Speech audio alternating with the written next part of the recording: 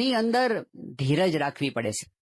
વાત આપણે કરતા હતા એમાં સામેવાળી વ્યક્તિને સમજીને કામ કરવાનું હોય, દ્રષ્ટિકોણને સમજવા માટેનો પ્રયત્ન કરવો અને બીજાને સાંભળવા માટેની તૈયારી રાખવી. ઝડપી નિર્ણય ન કરવો અને કર્યા પછી પણ બીજાને પૂછવું કે આ ઓપિનિયન બરાબર છે. સ્વામી બાપાની રીત કેવી હતી? એ તો સર્વ કલા કોવિદ હતા. બધામાં એમને ખબર પડે. રસોઈ કેવી કરવી એ ખબર પડે, બાંધકામ કેવું કરવું એ ખબર પડે, કોઈ સમયો હોય એની અંદર આ સભા કાર્યક્રમ કેવો રાખવો એની બાપાને ખબર પડે. સ્વામી તો કલા કોવિદ હતા, બધી જ એમને ખબર પડે, એકાઉન્ટમાંય ખબર પડે અને એમને પથ્થરોમાંય ખબર પડે અને કોઈ ચિત્રકલાની અંદર ખબર પડે, મૂર્તિ કેવી બનાવે એમાંય ખબર પડે. પણ છતાંય બાપા પૂછતા કેટલું. ગાંધીનગર અક્ષરધામનું નિર્માણ કાર્ય ચાલતું હતું. ઘણો પ્રસિદ્ધ પ્રસંગ છે કે એ વખતે બાપા પોતે ગાંધીનગર જ આવ્યા હતા. હવે જે અક્ષરધામ ટીમના સંતો હતા અને જે મુખ્ય કાર્યકર્તાઓ હતા એ લોકો ઘણા સમયથી એક પ્રશ્નમાં ગૂંચવાતા હતા. અક્ષરધામની ફરતી પ્રદક્ષિણા કરવી એ તો નિર્ણય થઈ ગયો હતો અને પ્રદક્ષિણાનું કામ ચાલુ થઈ ગયું હતું. પણ પ્રોબ્લેમ એ હતો કે અક્ષરધામની પ્રદક્ષિણા જો આખી પ્રદક્ષિણા કરે તો જ એને પ્રદક્ષિણા કહેવાય અને જો આખી પ્રદક્ષિણા આપણે કરી દઈએ બંધ તો ફ્રન્ટમાંથી અક્ષરધામના દર્શન ન થાય અને જો આપણે અક્ષરધામના દર્શન કરવા માટે આગળનો ભાગ ખુલ્લો રાખીએ તો પ્રદક્ષિણા તૂટી ગઈ કહેવાય. એટલે કોઈ આખી પ્રદક્ષિણા ફરી ના શકે. શું કરવું એનો ઉકેલ જ કોઈ નતો આવતો. સ્વામી બાપા પધાર્યા હતા. પછી રાતના સમયે બાપા પાસે મીટિંગ થઈ, કેટલાક મુદ્દાઓની ચર્ચા થઈ. એમાં પછી આ મુદ્દો પણ આવ્યો કે બાપા હવે આનો ઉકેલ આવતો નથી, હજી એમાં આપણે ડિસ્કશન્સ કરીએ છીએ, હજી કેવી રીતે કરવું એનું સમાધાન નથી મળ્યું. ડિસ્કશન ચાલુ હતું પછી સ્વામીને આરામનો સમય થયો એટલે મીટિંગ બધી પૂરી થઈ ગઈ. સ્વામી કહે આપણે કાલે જોશું. બીજે દિવસે સવારે સાઇટ ઉપર ગયા બધા સંતો સાથે બાપા અને જે જગ્યાએ પેલો પ્રોબ્લેમ હતો ને ત્યાં સ્વામી આવીને ઉભા રહ્યા. સ્વામી કહે કે મને એક વિચાર આવે છે. રાત્રે સૂતા સૂતા મને આ વિચાર આવ્યો છે. બાપા કહે કે તમે બધા વિચાર કરજો કે અનુકૂળ છે કે કેમ. અને પછી સ્વામી કીધું આપણે એક કામ કરીએ કે પ્રદક્ષિણા છે ને એ તો આપણે આખી પૂરી ન કરીએ, પરંતુ આ જે જગ્યા છે અક્ષરધામનો ફ્રન્ટ ભાગ ત્યાં આગળ આપણે પ્રદક્ષિણાની જ ઊંચાઈનું એક પ્લેટફોર્મ બનાવી દઈએ, આપણે એક પોડિયમ બનાવી દઈએ અને પ્રદક્ષિણા ત્યાં આટલો ભાગ ખુલ્લો રાખી દઈએ જેથી ફ્રન્ટમાંથી અક્ષરધામના દર્શન થાય. આટલું કીધું ને ત્યાં તો બધાને એકદમ કે $1 million સજેશન. બાપા કરવા જેવું જ છે. સ્વામી કે ઉભા રહો, આ તો મને વિચાર આવ્યો છે, તમે બધા ભેગા થઈને પછી શાંતિથી વિચાર કરજો, જો અનુકૂળ આવે તો તમે કરજો, બાકી આ પ્રમાણે જ કરવું એવો મારો આગ્રહ નથી. આપણને શું થાય, હવે જો મેં એક વિચાર કરી લીધો છે અને તમે બધા આમ કરવાનું છે. ટીમમાં બધાને ભેગા રાખીને કામ કરવો ને એ બાપાની હથોટી હતી અને એના માટે ધીરજ કેટલી રાખતા. ગઢડાની અંદર અક્ષર દ્વાર, એક દ્વારનું નિર્માણ થયું. આપણે જે ફ્રન્ટમાં આજે અત્યારે જે દ્વાર જોઈએ છે ને એ નિર્માણ થયું. સંતો ગોંડલ ગયા હતા બાપા પાસે. બાપાને કહ્યું બાપા દરવાજો બની ગયો, દરવાજાનું નામ શું રાખીએ? એટલે બાપા કે તમે શું વિચાર કર્યો છે? સ્વામી જો પહેલા સામે સાંભળે છે. એટલે સંતો કે બાપા આપણે કદાચ મહારાજનું આ ધામ છે એટલે આપણે શ્રીજી દ્વાર એવું નામ રાખી શકીએ, અથવા તો અક્ષરધામનો દરવાજો કહેવાય એટલે અક્ષર દ્વાર એવું કંઈક નામ આપણે રાખીએ. સ્વામી બધું સાંભળ્યું. પછી સ્વામી કે આપણે પેલું ભજન ગાઈએ છે ને યજ્ઞ પુરુષ ને દ્વાર, એટલે સંતો કે બાપા યજ્ઞ પુરુષ દ્વાર રાખવું છે? સ્વામી કે સારું લાગે છે. તો કે સારું બાપા આપણે રાખી દઈએ યજ્ઞ પુરુષ દ્વાર. સ્વામી કે નહીં, આ તો મને વિચાર આવ્યો છે, પણ જયારે આપણે સમિતિની મિટિંગ બોલાય ત્યારે બધાને આપણે આ સૂચન કરવું અને પછી બધાને જો ગમે તો આ નામ રાખવું. મને ગમી ગયું એટલે તમે રાખી જ દો એવો આગ્રહ સ્વામીનો ક્યારેય નહોતો. અને કેટલી ધીરજ. ગોંડલની અંદર 2010ની સાલમાં બાપા પધાર્યા અને ત્યાં આગળ ગોંડલમાં શરદ પૂર્ણિમાનો ઉત્સવ આવતો હતો. શરદ પૂર્ણિમાના 2 દિવસ પહેલા બહુ જ ભારે વરસાદ પડ્યો અને એટલો બધો વરસાદ કે નોર્મલી શરદ પૂર્ણિમાનો ઉત્સવ જે જમીન પર થાય છે ખેતરની જમીન છે અને એ જમીન તો પોચી જમીન, વરસાદને લીધે એટલો બધો ગારો થઈ ગયો. બધા સંતોને આયોજકોને ખબર પડી ગઈ કે આ ગારો કઈ 2 દિવસમાં સુકાવાનો નથી, એટલે આપણે જે જગ્યાએ ઉત્સવ કરે છે એ જગ્યાએ થઈ શકે એવી સંભાવના નથી. તો શું કરવું? વિકલ્પ વિચારતા હતા. પછી વિચાર આવ્યો કે આપણે આ મંદિરનું જે પ્રાંગણ છે ને એ જ મોટું પ્રાંગણ છે, એમાં આપણે બધાને સમાવેશ કરી દઈએ અને સ્ટેજ તરીકે આપણે મંદિરનું પોડિયમ છે એનો જ ઉપયોગ કરીએ, એટલે બાપા અને સદગુરુ સંતો ત્યાં બિરાજમાન થાય. અને સામે ફ્રન્ટની અંદર જ જે વિશાળ ચોગાન છે એમાં સભા થઈ જાય. આ આયોજન બધાએ વિચાર્યું ને ત્યાં નીચે તો બધે પથ્થર ફિટ કરેલા છે એટલે ગારાનો પ્રશ્ન નથી. સ્વામી બાપા સવારે પૂજામાંથી પાછા આવતા હતા. હવે સંતોને જે વિચાર આયોજકો હતા એને એક પ્રોબ્લેમ શું નડ્યો કે ગોંડલની અંદર એ જે મંદિર હતો ને મંદિરની બરાબર સામે વચ્ચોવચ્ચ એક મોટો સ્તંભ હતો. એ સ્તંભ શાસ્ત્રીજી મહારાજના વખતથી ત્યાં પધરાવવામાં આવ્યો હતો. કીર્તિ સ્તંભ એને કહેતા હતા. અને ધર્મ સ્થાનોની જે પેલી જૂની પ્રણાલિકા હતી એ પ્રમાણે દાજી બાપુ નામના એક હરિભક્ત અને એમનો સંકલ્પ હતો એટલે આ કીર્તિ સ્તંભ ઉભો કરવામાં આવ્યો હતો. એના પરિવારે એ વખતે સેવા કરી હતી કીર્તિ સ્તંભની. પેલી ધર્મની ધજા જેમ કહેવાય એટલે દૂરથી ધજા કોઈને દેખાય કે આ જગ્યાએ સદાવ્રત ચાલે છે. એવી જૂની સિસ્ટમ એ પ્રમાણે ત્યાં એ સ્તંભ ઉભો કરવામાં આવ્યો હતો શાસ્ત્રીજી મહારાજના વખતથી. તો સંતોને લાગ્યું કે આ સ્તંભ છે ને એ વચ્ચોવચ્ચ નડે છે એટલે આમ સભાની સામે જે સ્ટેજ હોય એ કપાય છે ને આમ દેખાવામાં મજા નથી આવતી ને બાપાની સામે જ આવે પાછો. એટલે કાઢી નાખીએ તો કેવું. સ્વામી પૂજામાંથી પાછા આવતા હતા ને એ વખતે ચોગાનમાં સ્વામી શ્રી પાસે સંતોએ વાત કરી કે બાપા આપણે આ સ્તંભ છે આપણે સભા અહીં કરવાના છીએ તો આ કીર્તિ સ્તંભ આપણે કાઢી નાખીએ તો કેવું. એટલે સ્વામી આમ જોયું. બાપા તરત તો બોલે નહીં. સ્વામી થોડું નિરીક્ષણ કર્યું પછી સ્વામી કે બાપા કે શું જરૂર છે. એ કે બાપા પણ આવી રીતે સભામાં નડે છે. બધું સમજાયું સંતોએ વ્યવસ્થિત રીતે. સ્વામી કે ના ના કાંઈ નડતું નથી તો લોકો એડજસ્ટ થઈને જોઈ લે. બાપા કઈ બોલ્યા નહીં. એટલે સંતોને લાગ્યું બાપાની રુચિ નથી. વાત ત્યાં પૂરી કરી નાખી. સ્વામી ઉતારે પહોંચ્યા. બાપાનો અલ્પાહાર પૂરો થઈ ગયો. અલ્પાહાર પૂરો થઈ ગયો પછી સ્વામીએ તરત જ નિર્મળસિંહ રાણાને ફોન જોડાવ્યો. નિર્મળસિંહ રાણા એટલે દાજી બાપુના પૌત્ર થાય. સ્વામી એમને ફોન કરીને કીધું કે આપણે મંદિરના પ્રાંગણની અંદર પેલો કીર્તિ સ્તંભ છે દાજી બાપુના વખતમાં કર્યો તો આપણે. હવે અત્યારે પેલી સભા કરવાની છે ને સભામાં એ વચ્ચે આમ સહેજ આડો આવે છે. તો સ્વામી કે વિચાર એવો આવ્યો છે કે આપણને ખસેડી નાખીએ પણ તમે છે ને દાજી બાપુના પરિવારના જે બધા સભ્યો છે એ બધાને પૂછી લો કે આપણે કાઢીએ તો એમને વાંધો નથી ને. નિર્મળસિંહ રાણા તો બાપાના જંબુરિયા જેવા કે બાપાની સાથે બહુ વર્ષો સુધી રહેલા છે એટલે એમણે તરત કીધું કે બાપા એમાં કોઈને પૂછવાની જરૂર નથી. હું બધા વતી કહું છું કે જો આપની મરજી હોય ને તો આપ કાઢી નાખજો. આવું રાણાએ કહી દીધું. એટલે સ્વામી કે ના પણ બધાને પૂછી જો. ના બાબા કોઈને પૂછવાની જરૂર નથી. હું બાહેંધરી લઉં છું બધાને વાત કરી દઈશ પણ કોઈને પૂછવાની જરૂર નથી થઈ જશે એટલે આપ કરી નાખો જે આપની ઈચ્છા હોય પ્રમાણે. સ્વામી કીધું સારું. ફોન પૂરો થઈ ગયો. પછી મિટિંગ હતી સદગુરુ સંતોની.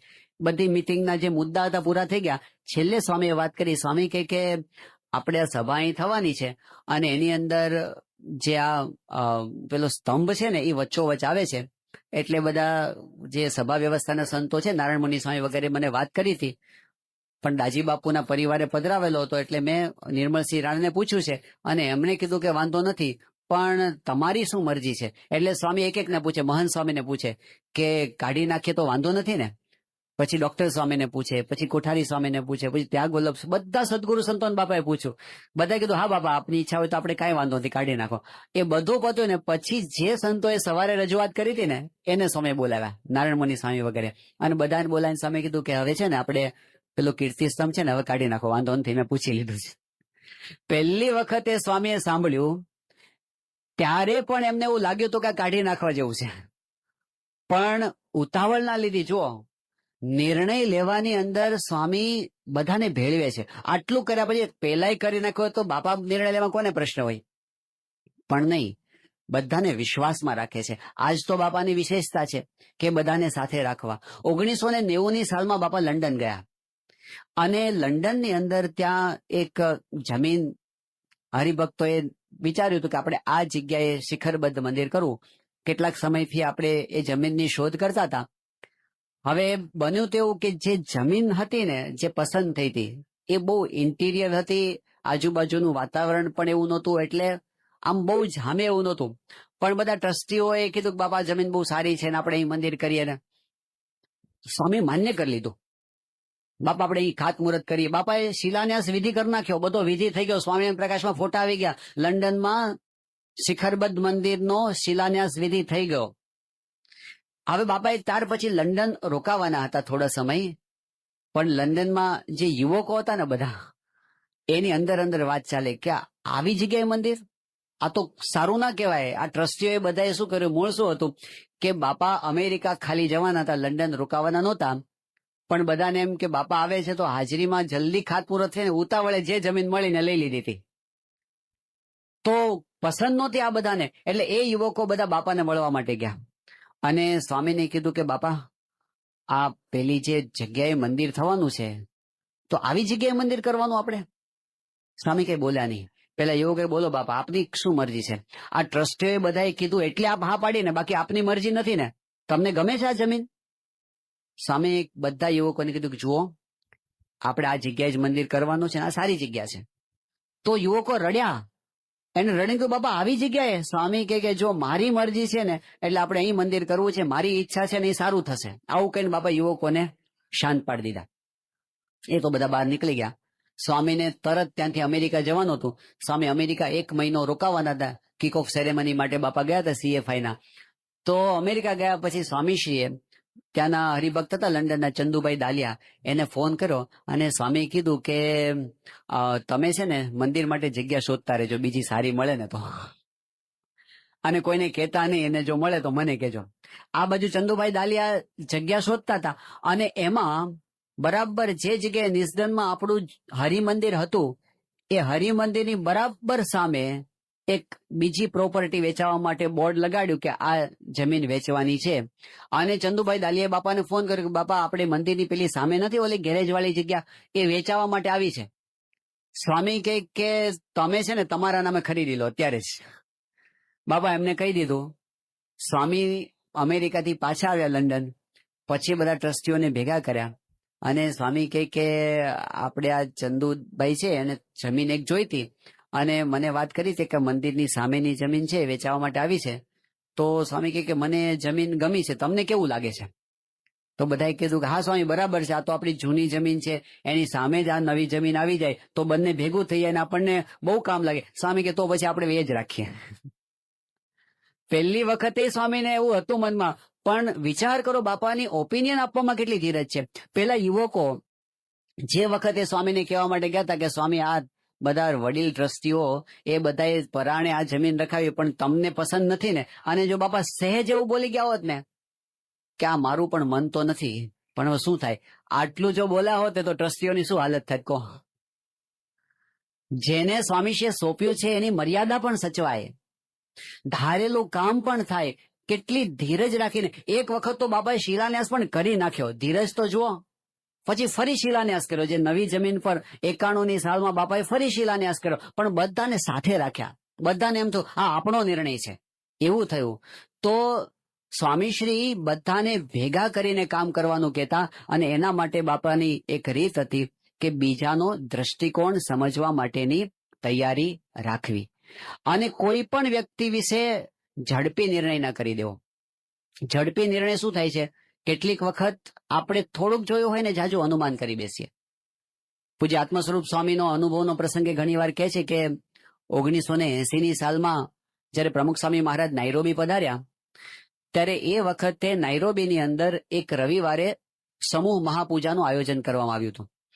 તો એની અંદર બધા હરિભક્તો બેઠા હોય, બાપા પણ પૂજા કરવા માટે બેઠા હતા સમૂહ મહાપૂજાની અંદર.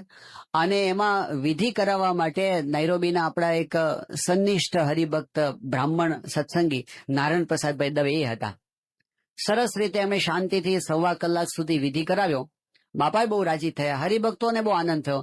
છેલ્લે બાપાએ પછી આશીર્વાદ આપ્યા કે આપણે મહાપૂજા કરાવી છે. નારાયણ પ્રસાદભાઈએ સરસ મહાપૂજા કરાવી, બધા હરિભક્તોને શુભ સંકલ્પો પૂરા થાય એ આશીર્વાદ આપે ને પછી બાપાએ કીધું કે હવે આ બ્રાહ્મણે વિધિ કરાવી છે તો બધા હરિભક્તો યથાશક્તિ એને દક્ષિણા આપજો, એવું બાપા બોલ્યા. પછીનો કાર્યક્રમ એવો હતો કે બાપા અને બધા સંતો સ્ટેજ ઉપર બેઠા હોય ને બધા હરિભક્તો વ્યક્તિગત પગે લાગવા માટે આવે. તો લાઈનમાં બધા આવતા હતા, બધા સંતો બેઠા, છેલ્લે આત્મસ્વરૂપ સ્વામી છેલ્લે બેઠા હતા. એમાં એમને જોયું કે પેલા નારાયણ પ્રસાદ ભાઈ છે ને એ દોડી અને પેલી રસોડામાંથી કથરોટ લઈ આવે મોટી, અને આમ છેલ્લે બેસી ગયા. જે આત્મસ્વરૂપ સ્વામી હતા લાઈનમાં, સંતોની લાઈનમાં છેલ્લે બેસી ગયા. એટલે આત્મસ્વરૂપ સ્વામી સમજી ગયા કે આ જે શું કામ બેઠા છે કથરોટ લઈને, કે બાપાએ પેલું કીધું છે ને દક્ષિણા આપજો, આ દક્ષિણા લેવા બેઠા છે. અને એમાં બન્યું કે પહેલા વ્યક્તિ આવ્યા, આવીને એમણે નારાયણ પ્રસાદભાઈ યાદ કર્યું દક્ષિણા. એટલે પેલા એ 100 શિલિંગ મૂક્યા. એ નારાયણ પ્રસાદભાઈ કે 150 કરો ને, એટલે એમને સોના 150 કર્યા. તે બીજો આવ્યો, એને કઈ 200 આપ્યા. તો નારાયણ પ્રસાદભાઈ કે 250 કરો, એટલે એને 250 કર્યા. હવે આ બધું આત્મા સ્વરૂપ સ્વામી જુએ, એકેને છોડતા નથી.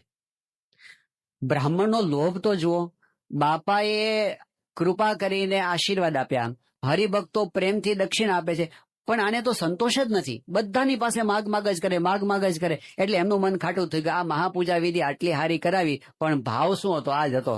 આના માટે વિધિ થતી હતી, બીજું કઈ ભગવાનમાં કઈ નથી, આમાં લાંબા છે. એટલે બધું મન એમનું પછી તો સાંભળે ને તો કાનમાં વાગ્યા કરે. બધા પાસે માગે ને, આટલા આપો. ક્યારે પૂરું થાય એમ થયું. હરિભક્તોની લાઈન બધી પૂરી થઈ ગઈ. પછી એ તો ઉભા થઈ ગયા અને બાપા પાસે જ્યાં સંતો વિટરાઈને બેઠા હતા ત્યાં સ્વામી પાસે પહોંચી ગયા અને કંઈક વાત ચાલતી હતી. એટલામાં એને જતા જોયું ને, નારાયણ પ્રસાદભાઈ ફટાફટ આમ નોટો ગણવા માંડ્યા. એટલા ઉત્સાહથી ગણતા હતા ને, એમને કહ્યું કે જો આમની આ લોભ જુઓ અને આની લક્ષ્મી ભક્તિ જુઓ. બધું થયું અને ત્યાં તો સંતો બેઠા હતા ને ત્યાં નારાયણ પ્રસાદભાઈ એકદમ ખુશ થતા આવ્યા અને બાપાને પગે લાગીને કહ્યું, બાપા આજે તો મજા આવી ગઈ. તે મજા જ આવે ને, આટલું બધું થાય એટલે મજા જ આવે ને. પણ એમણે કીધું કે બાપા આજે તો મજા આવી ગઈ, કારણ કે આજે મેં સંકલ્પ કર્યો હતો કે બધા હરિભક્તો તરફથી જેટલી સેવા આવે એટલી સેવા મારા પોતાના તરફથી ઉમેરીને મારે ઠાકોરજીની સેવા કરવી છે. અને આત્મા સ્વરૂપ સ્વામી ઘા ખાઈ ગયા કે આપણે શું સમજતા હતા અને નીકળ્યું શું. ઘણી વખત 180 ડિગ્રી જુદી વાત હોય છે. આપણે સામેવાળી વ્યક્તિ વિશે સમજતા હોઈએ, પ્રયાસ કરીએ છીએ. આપણે ઘણી વખત કોકનું કહેલું સાંભળીને આપણે માની લઈએ છીએ કે આવો જ છે. પોઝિટિવ વાતમાં નથી મનાતું, નેગેટિવ વાતમાં તરત મનાઈ જાય છે. કોઈ પણ વ્યક્તિ વિશે જયારે કોઈ નેગેટિવ વાત કરે, ચોક્કસ ડાઉટ કરવો. આજે દુનિયાના કાયદા પણ એવું કહે છે, એના માટે બેનિફિટ ઓફ ડાઉટ શબ્દ વપરાય છે. બેનિફિટ ઓફ ડાઉટ એટલે શું? કે કોઈ પણ વ્યક્તિ વિશે આપણને સહેજ શંકા હોય કે કદાચ એને ભૂલ ના પણ કરી હોય, જો શંકા હોય ને તો પછી એને લાભ એવો આપવો કે એને નથી કર્યું. જો 100% ખાતરી હોય કે એને ભૂલ કરી છે તો જ દંડ આપવો. એટલે આપણા કોર્ટનો કાયદો પણ એવું કહે છે કે 100 ગુનેગાર ભલે છૂટી જાય પણ એક નિર્દોષને સજા થવી જોઈએ નહીં. એવું તો માનવતા કહે છે. જ્યારે એક નિર્દોષ દંડાઈ જાય છે ને, ત્યારે એની હાય પણ આપણને લાગે છે.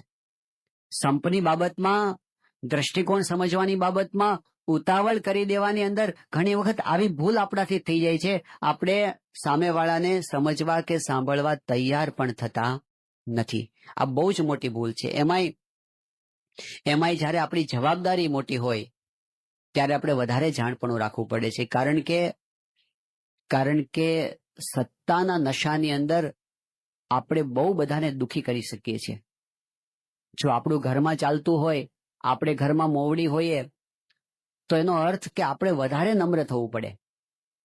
તો એનો અર્થ કે આપણે વધારે કાન અને હૃદય ખુલ્લા રાખવા પડે. સ્વામી બાપા કહેતા કે દ્રષ્ટિકોણ સમજવા માટેની કોશિશ કરવી. અને બીજું બાપા કહેતા કે સાથે સાથે લાગણીને સમજવી. ઘણી વખત એવું થતું હોય છે, આપણે સંવેદનશીલતા ગુમાવી દઈએ છીએ. કેવળ વર્ક ઓરિએન્ટેડ આપણે થઈ જઈએ છીએ. સ્વામીશ્રી કહેતા સામેવાળાની પરિસ્થિતિને પણ સમજવી. ઘરની અંદર નવી વહુ પરણીને આવે, બાપા આ વાત બહુ કહેતા. સ્વામી કે એવું સમજવું ઘરમાં દીકરી આવી છે. ઘરમાં નવા આવ્યા હોય ને એ વખતે અમુક કામ કરવાની પદ્ધતિ એમની જુદી હોય. એ 15, 20, 25 વર્ષ સુધી જે વાતાવરણમાંથી ઉછરીને આવ્યા હોય એમાંથી નવા વાતાવરણમાં, નવી સિસ્ટમમાં એમને સેટ થવાનું હોય. એ વખતે એમને હૂંફની જરૂર હોય. પણ એ વખતે કોઈ જજ થઈને બેસે અને એક વ્યક્તિ વસ્તુ ઓબ્ઝર્વ કરે અને આ વસ્તુ આમ નહીં કરવાની, આમ કરવાની, આમ નહીં કરવાની, આમ કરવાની, ચાન્સ તો આપો. અને એમાં પણ જયારે એવા શબ્દો બોલાઈ જાય કે તને કઈ શીખવાડ્યું કે નહીં તારા મા બાપે, એવા શબ્દો વપરાય ત્યારે ઘા લાગે છે.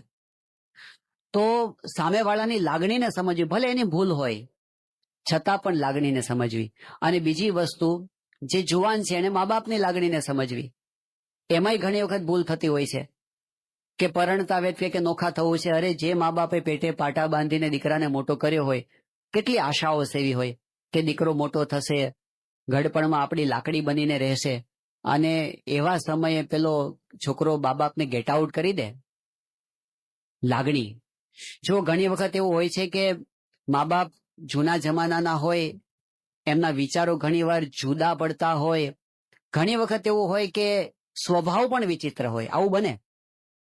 પણ છતાં એટલું તો સમજવું જોઈએ કે એમણે આપણા નાનપણની અંદર ઘણા સ્વભાવોને સહન કરેલા છે. ગીજુભાઈ બધેકા સરસ બાળ વાર્તાઓ લખતા હતા. એક બાળ વાર્તા એમને લખી છે, બહુ મર્મસભર છે. ટાઇટલ છે બાપા કાગડો. પ્રસંગ એવો બને છે કે એક વખતે ઘરની અંદર એક પિતા વડીલ એણે એના દીકરાને એક પ્રશ્ન પૂછ્યો કંઈક. દીકરાએ જવાબ આપ્યો, બાપને કંઈક બરાબર સંભળાયું નહીં કે સમજાયું નહીં, એટલે એને ફરી વાર પૂછ્યું, દીકરા તે શું કીધું? અને છોકરો એકદમ ગુસ્સે થઈ ગયો કે બાપા તમે શું પણ પૂછપૂછ કરો છો? એકવાર કીધું તો ખરું, સંભળાતું નથી અને સમજાતું નથી. એના બાપે એ વખતે એક જૂનો ચોપડો કાઢીને દીકરાના હાથમાં આપ્યો. એક લાલ જૂનો ચોપડો, દુકાનનો, હિસાબનો. એ પૂછ્યું, શું છે આમાં? એ કે લા વાંચ, શું લખ્યું છે? તો લખ્યું હતું કે બાપા કાગડો, આવું લખ્યું હતું. બાપા ઉદ્ગાર ચિહ્ન કાગડો, અને નીચે લીટા કર્યા હતા. એના બાપા કે લીટા ગણતો. પેલા લીટા ગણ્યા, 100 લીટા હતા, આમ ઉભા લીટા. એ કે બાપા આ શું છે? એ કે દીકરા એક વખત એવું બન્યું હતું, તું નાનો હતો અને તું દુકાને આવ્યો હતો, અને એ વખતે હું મારું કંઈક કામ કરતો હતો અને હિસાબ લખતો હતો.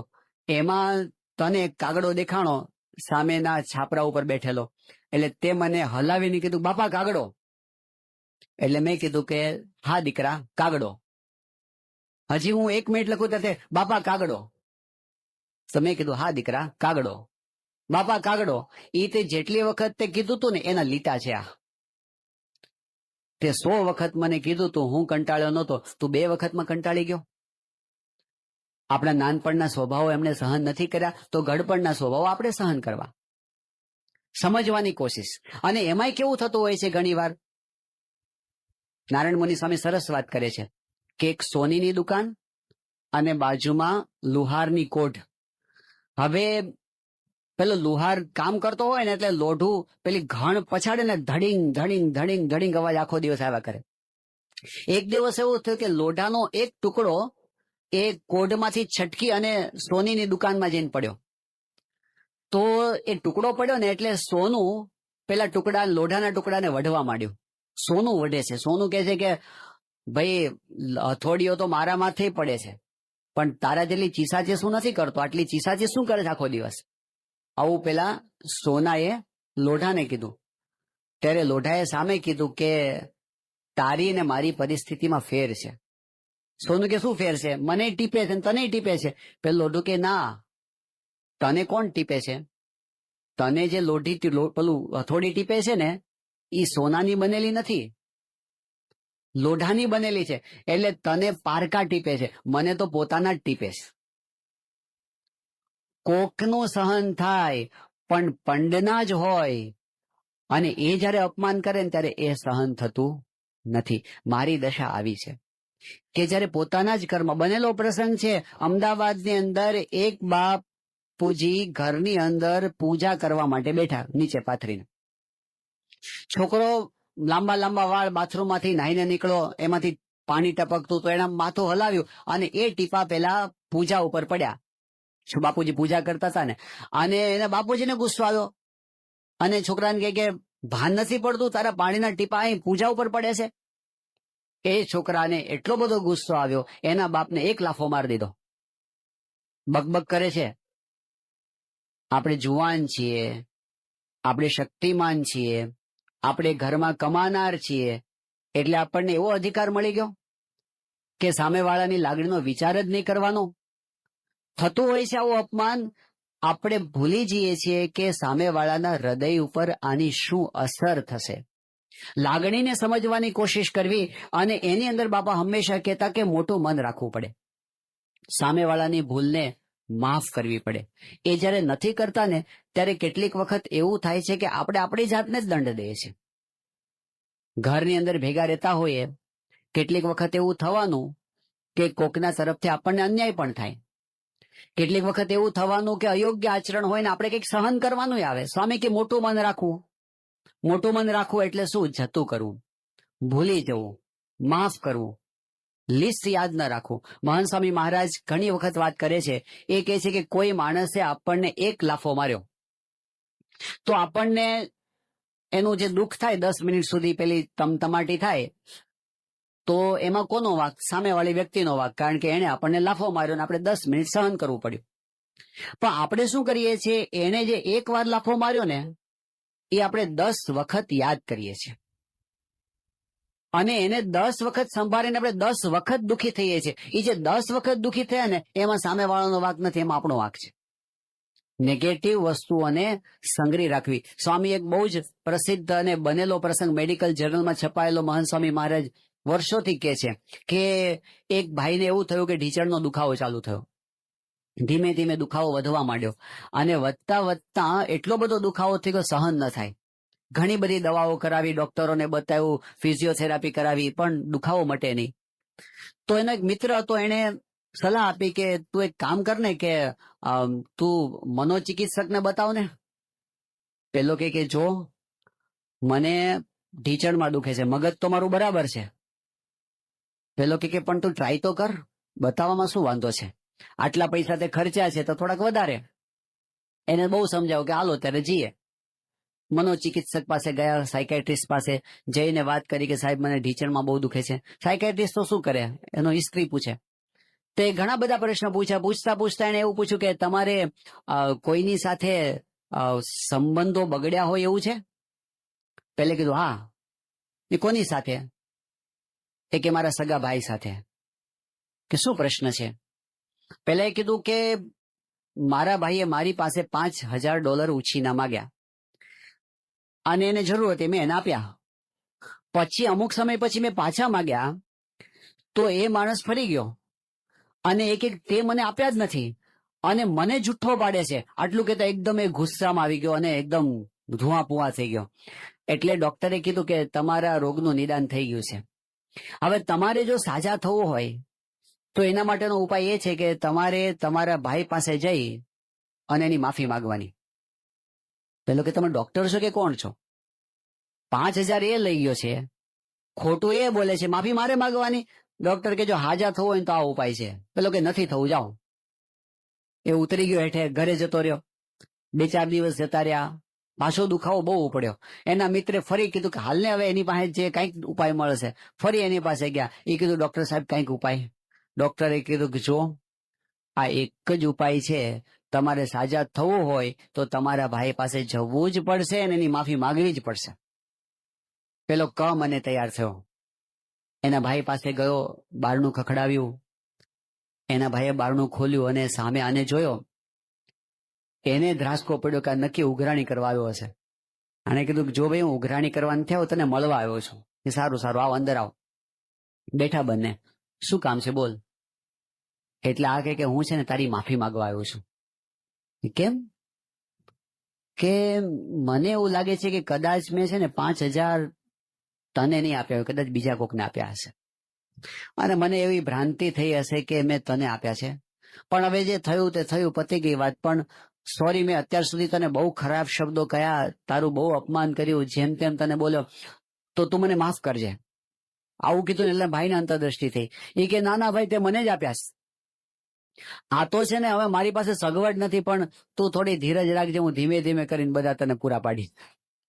વર્ષો પછી બંને સાથે બેસીને ચા પાણી કર્યા. એકદમ હળવું વાતાવરણ થઈ ગયું, અંતરમાં શાંતિ થઈ ગઈ. એ દિવસે ઘરે ગયો અને બહુ સારી ઊંઘ આવી ઘણા સમય પછી. બીજા દિવસે દુખાવો અડધો થઈ ગયો અને 2-4 દિવસમાં દુખાવો ગાયબ. આ બનેલો પ્રસંગ છે મેડિકલ હિસ્ટ્રીની અંદર કે પેલા માણસને જે દ્વેષ ભાવ હતો ને મનમાં પ્રોબ્લેમ હતો ને એની અસર એના ઢીચણ પર થતી હતી. હવે આનો મતલબ એવો નથી થતો કે જેને ઢીચણનો દુખાવો હોય બધાને માનસિક છે, એવું ના સમજવું. નહીતર બધા પકડી પકડીને કહેશે કે તમારે કોની હારે બનતું નથી. શરીરના દુખાવા હોય છે, ઉંમર થાય એનાય ઘસારા હોય છે, પણ એટલું ચોક્કસ છે કે જ્યારે આપણને મનની અંદર કોઈના પણ પ્રત્યે કડવાશ આવીને એનાથી સામેવાળાને તો જે થવું હોય તે થાય, પણ આપણને તો નુકસાન થાય અને થાય જ. એટલે આપણા ભલા માટે શારીરિક રીતે, માનસિક રીતે, આધ્યાત્મિક રીતે સ્વાર્થી બનીને પણ આપણે બધાને માફ કરી દેવા જેવું છે. બાપાના જીવનમાં આપણે કેટલું જોયું, કેટલું બાપા માફ કરી દેતા. સ્વામીશ્રીને એક વખત એવો પ્રસંગ બન્યો એમની યુવાન અવસ્થાની અંદર કે અમુક લોકોએ એને ઝેર આપવા પ્રયત્ન કર્યો. ખબર પડી ગઈ, ઉઘાડું પડી ગયું. જે 2-3 જણ હતા, સ્વામીશ્રીએ જે લોકો જાણતા હતા ને એ બધાને ભેગા કર્યા અને કીધું કે જુઓ, આજે જે ઘટના બની ગઈ એ પ્રસંગ કોઈને પણ જિંદગીભર કેવો નહીં. પ્રતિજ્ઞા કરો. સ્વામી પ્રતિજ્ઞા કરાવી. અને જે વ્યક્તિની ભૂલ હતી એને પોતાને તો એકદમ હવે તો બીક લાગે, એ જવા તૈયાર થયા. સ્વામીશ્રીએ એને પ્રેમથી સમજાવ્યા. સ્વામી કે જુઓ, જે થઈ ગયું એ થઈ ગયું. સ્વામી કે ભૂલી જાઓ હવે. એ કે પણ સ્વામી હવે તો બધાને ખબર પડશે અને બધા મારી સાથે કઈ રીતે વર્તશે. સ્વામી કે જો કોઈને ખબર નહીં પડે અને 2-4 દિવસમાં બધા ભૂલી જશે, તમે બહાર જશો તો દુઃખી થશો, ક્યાં જશો, કોણ આધાર તમારો. સ્વામી કે પ્રેમથી રહો, તમારી જિંદગી સારી રીતે પસાર થઈ જશે. એટલે જે લોકોએ આટલી હદ સુધીની એમની સાથે દુશ્મનાવટ રાખી, પ્રમુખ સ્વામી મહારાજે એવી વ્યક્તિઓને માફ તો કર્યા, પણ કઈ કક્ષા સુધી, ભૂલી જ ગયા. જીવનભર એમને નિભાવ્યા, એનું ભલું કર્યું. 24મી સપ્ટેમ્બર 2002 ના દિવસે ગાંધીનગરમાં જે આતંકવાદનો હુમલો થયો, કોને દુઃખ નહોતું? કોના હૃદય પર ઘા નહોતો પડ્યો? કોને આઘાત નહોતો લાગ્યો? કોના મનની અંદર એ પ્રસંગનો ડંખ નહોતો પડ્યો? બધાને લાગ્યું હતું. પણ બાપા સ્વામીશ્રી ત્યાં ગયા અને એ વખતે બેલા હોસ્પિટલમાં ગયા. જેટલા લોકો ઘાયલ થયા હતા બધાને બાપાએ આશીર્વાદ આપ્યા. અક્ષરધામ સ્મારક પર પહોંચ્યા તો સંતોને, કાર્યકર્તાઓ બાપાને બધું સમજાવતા હતા. બાપા આ જગ્યાએથી આતંકવાદીઓ અંદર ઘૂસ્યા, પછી કીધું આ જગ્યાએ એમણે બગીચામાં આડેધડ ગોળીબાર કર્યો, કેટલાક માણસો અહીં મૃત્યુ પામ્યા. પછી એ લોકો દોડતા દોડતા મેઇન મોન્યુમેન્ટ તરફ ગયા. મેઇન મોન્યુમેન્ટના દરવાજા બંધ થઈ ગયા એટલે લોકો પાછા ફર્યા અને પાછા ફરીને હોલ નંબર 1માં એક્ઝિબિશનમાં પાછળથી એન્ટ્રી કરી એક્ઝિટમાંથી, અને ત્યાં આગળ સૌથી વધારે માણસોને માર્યા. આ બધું સ્વામીશ્રીને બતાવતા હતા. સ્વામીશ્રી દરેક જગ્યાએ જાતે જઈ અને સ્વામી પુષ્પો છાંટતા હતા અને ત્યાં ઉભા રહીને બાપા પ્રાર્થના કરતા હતા કે જે ધામમાં ગયા છે એ બધાને ભગવાન પોતાનું સુખ આપે, એનું કલ્યાણ થાય. એ પ્રાર્થના કરતા કરતા સ્વામી સાવ છેલ્લે બાપાને કીધું કે બાપા પેલું દૂર જે ઝાડ દેખાય છે ને એ જગ્યાએ સવારે 7 વાગ્યાની આસપાસ બંને આતંકવાદીઓને ઠાર કરવામાં આવ્યા. સ્વામી કે ચાલો આપણે ત્યાં જઈએ. અને સ્વામી ત્યાં ગયા. કોઈને કલ્પના નહોતી. પ્રમુખ સ્વામી મહારાજે એ જગ્યાએ પણ પુષ્પો છાંટ્યા અને સ્વામી ત્યાં ઉભા રહી અને હૃદયપૂર્વક પ્રાર્થના કરી કે આ 2 જે આતંકવાદી હતા એના આત્માને પણ ભગવાન શાંતિ આપે અને એનું પણ ભલું કરે. એમનું હૃદય કેવું હતું? સ્વામીશ્રીના હૃદયમાં કોઈનાય પ્રત્યે દ્વેષ નહોતો. બધાનું સારું થાય એ ભાવના એમણે રાખી છે અને ભૂલોને માફ કરી છે, ભૂલી જ ગયા છે. કોઈ એક હરિભક્ત એક વખત સંસ્થામાં હતા, પછી સંસ્થામાંથી યોગી બાપાના વખતમાં અમુક લોકો નીકળી ગયા હતા, એના પક્ષની અંદર ભળ્યા અને એના પક્ષની અંદર એને પ્રમુખ સ્વામી મહારાજ વિશે બહુ જ ખરાબ શબ્દોની અંદર એ બોલતા, પ્રમુખ સ્વામી મહારાજનો વિરોધ કરતા.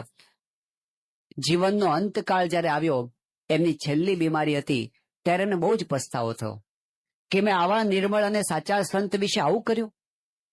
બહુ જ પસ્તાવો થયો. બાપા પાસે જવાની હિંમત નહોતી. એમને હરિભક્તોને બોલાવ્યા અને હરિભક્તોને બોલાવીને કીધું કે મને અત્યારે બહુ જ બળતરા થાય છે કે મેં પ્રમુખ સ્વામી મહારાજ વિશે આવું કર્યું. એમણે કીધું મારે એક કાગળ લખવો છે. એમણે આખો પત્ર બાપા પર લખ્યો અને કીધું કે સ્વામી, આમ તો મેં એવી ભૂલ કરી છે કે માફ ન કરી શકાય, પણ આપ ઉદાર હૃદય રાખી અને મને ક્ષમા કરજો એવી આપને હું પ્રાર્થના કરું છું. રડતા રડતા એમને કાગળ લખ્યો. બાપા પાસે કાગળ આવ્યો અને સ્વામીએ સામે જવાબ લખ્યો. સ્વામી કે અમે આ વસ્તુને યાદ રાખી જ નથી. સ્વામી બાપા કે અમે એટલું જ યાદ રાખ્યું છે કે શાસ્ત્રીજી મહારાજના વખતની અંદર તમે સારંગપુર આવતા હતા અને શાસ્ત્રીજી મહારાજની સામે બેસીને તમે વચનામૃત વાંચતા હતા, એ જ અમે યાદ રાખ્યું છે, બાકી અમે કાંઈ યાદ રાખ્યું નથી. જમાનો જ ચોપડો, ઉધારનો ચોપડો આ સત્પુરુષે ક્યારેય રાખ્યો નથી. કેટલાક લોકોને એવી ટેવ હોય છે કે ઘરની અંદર આવો કંઈક પ્રસંગ બને, લિસ્ટ કરી રાખે, ટાઈમ આવે ત્યારે કેવા થાય, સામે જવાબ આપવા થાય, દલીલો રજૂ કરવા થાય. લિસ્ટ બનાવવાની અંદર સામેવાળો તો જે થવાનું હોય તે, પણ આપણે જ આપણી જાતને દંડ આપીએ છીએ. એટલે સ્વામી હંમેશા એવું કહેતા, મોટું મન રાખવું અને બીજાને માફ કરવા. અને સામેવાળાને માફ કરી દીધા, પણ આપણી ભૂલને પણ શોધવા પ્રયત્ન કરવો. લગભગ આપણી બધાની મનોવૃત્તિ કેવી હોય છે કે જ્યારે કંઈક પ્રસંગ બને તે વખતે આપણે એ વિચારીએ છીએ કે સામેવાળાની કઈ કઈ ભૂલ હતી અને એને શું સુધારો કરવો જોઈએ. કદાચ એવું બને પણ ખરું કે આપણે એવી ભૂલોથી દલીલ કરીને કદાચ દલીલોમાં જીતી જઈએ, કદાચ કોર્ટની અંદર પણ આપણે જીતી જઈએ. પણ એટલું યાદ રાખીએ કે કોઈ દિવસ પોતાની ભૂલનો વિચાર કર્યા વગર આપણી પ્રગતિ નથી થતી, શાંતિ નથી થતી, ઉકેલ નથી આવતો, કાયમી ઉકેલ નથી આવતો. જે ઉકેલ આવે ને એ એવો ઉકેલ હોય જેમાં વિન વિન ના હોય, જેની અંદર જીત્યાનો થોડો સંતોષ હોય પણ અંતરની અંદર તો દુઃખ જ હોય, એનો ડંખ જ હોય, જે આગળ જતા આપણને ભગવાનને સંતથી દૂર લઈ જાય.